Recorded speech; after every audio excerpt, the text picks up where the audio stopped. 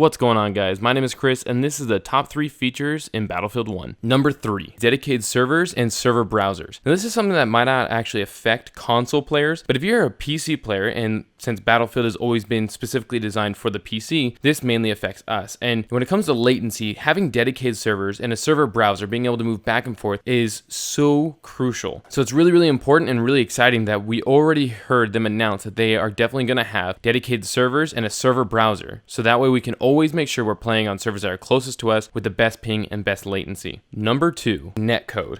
Now, Netcode's incredibly important, especially if you've played any Call of Duty games. Netcode is the actual coding design that is behind the game. When we're talking about Netcode, we're typically talking about the ability to actually have a game refresh and actually stay accurate to what is happening on our screen at the same time. In the original Battlefield 4, when it launched, it was running a refresh rate of 10 Hz. That means every second it would refresh the server and you 10 times. And that led to a lot of rubber banding, that you'd be around the corner and be killed, or you would kill each other at the same time. And so there wasn't a high enough refresh rate. Now, thankfully, DICE and EA have been able to boost this up to where it's now 45 Hz on the console and over 100 Hz on the PC. Now, since they were able to do that in Battlefield 4, I think we can be really excited that they're going to be doing that hopefully in Battlefield 1. If they want to launch with a solid launch, it's going to be awesome if they were to have at least 45 or 60 Hz, especially on the PC, being able to have that at least as a minimum. But if they could even push 100, granted it's a new engine and new technology, but if they can push these things, then having a really good netcode provides for a really great performance in the game and much more enjoyment, which is going to have a better launch. Number 1,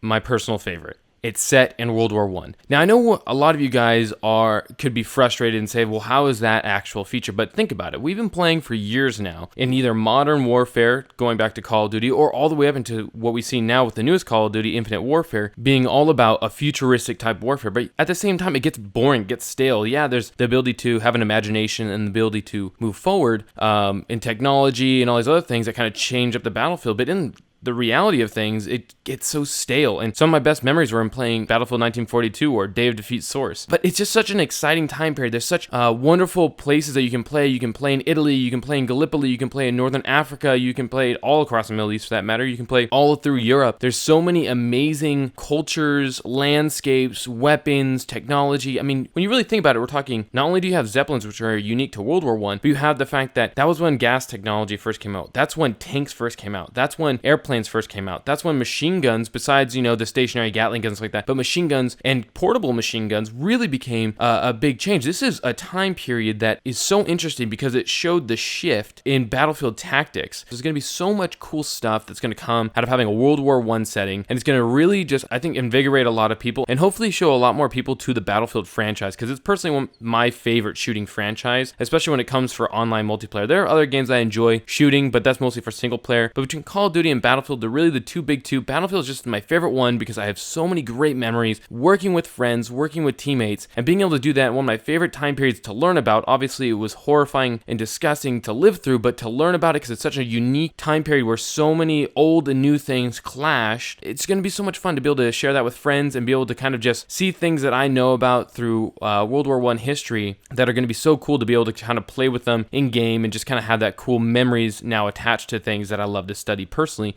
in my own time. Thank you guys for watching this video. Hopefully you guys will subscribe down below. You can also find the link to my Facebook page in the description too. Until next time, my name is Chris, and I'll see you guys soon.